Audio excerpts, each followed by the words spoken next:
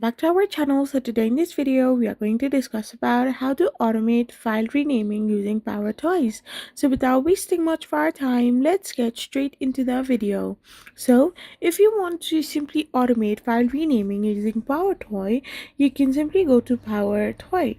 Once you're in your PowerToys, you can simply use PowerRename, a utility within the Microsoft PowerToys, which allows for advanced bulk file renaming.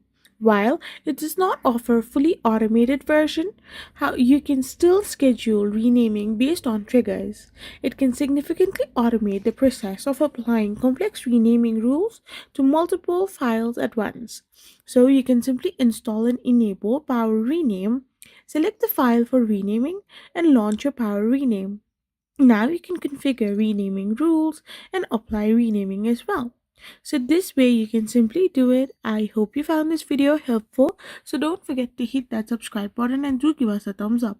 We will be back again with more informative videos. Thank you for watching and stay tuned for our next video. We will be back again really soon.